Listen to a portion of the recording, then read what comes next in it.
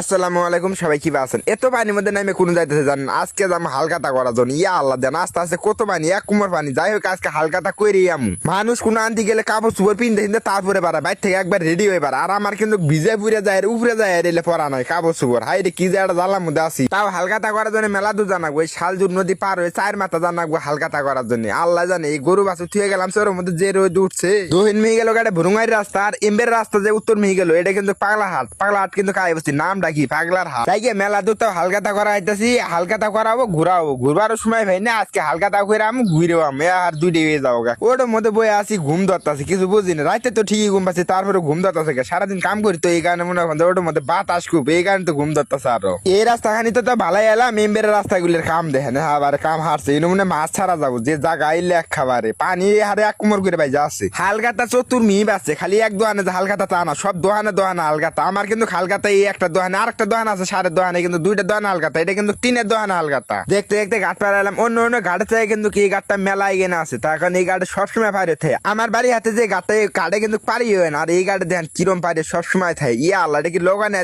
না রোকেট নেই, ইরি সর্বনাশ, অল্প জন্য বারে রোকেট নাগাই দিল না। এমবারে কিন্তু কোটো দিয়ে এলাম। এখন কিন্তু আবার নৌকা পার হয়ে, নদী পার হয়ে, তারপরে হালকাতা করে আবার নদী পার হয়ে আবার ওর চৈরা, আবার আমার চৈরা মেলা দূর। মনে করেন যে এক চোরের থেকে আরেক চোরে মারবার জন্য যাইতাছি। মেশিন আবার এরকম শুরু করছে, আপ ডাউন শুরু করছে। আর যে ধুমে মারতাছে, আর ধুমে মারবো না কে, যে বড় লোক হয় এই লোক হিসেবে কিন্তু মেশিন তাই মনে করেন যে ছোট হয়ে গেছে গা। লোকাতে যাইতাছে আর দেখতাছি, এটা তো আরেক চোর। এই চোরে মনে করেন যে বাড়ি ঘর কোনো কিছু নাই, এটা তো আর মরুভূমি চোর দেখা গেতাছে, একবারে বাড়ি ঘর নাই। যাই হোক, এখন কিন্তু ভালো লাগতাছে, মেলা দিন পর নদী পার হইতাছি। বড় লোক হিসেবে ভালোই চলে নৌকাটা দিয়ে, যত বড় লোক তত বেশি চলে নদী দেখা গেতাছে। আর নদীটা দেখছেন কত বড়, এই নদীটা কিন্তু পুরাটা এলাম আইতেই আছি এখনো। নদী পার হইলাম, এটা আবার কিসের নিশান?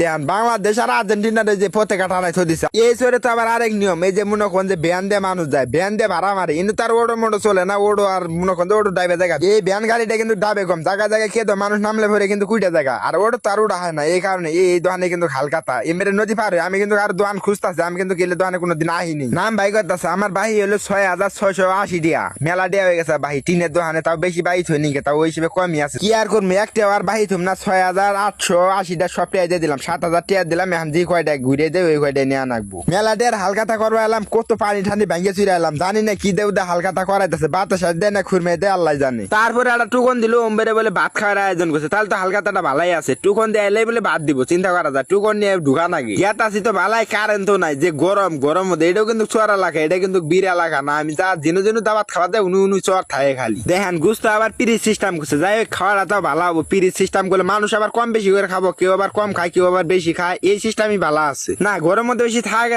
না, চোরের মধ্যে তা বাতাস আছে, ইনু তা বাতাস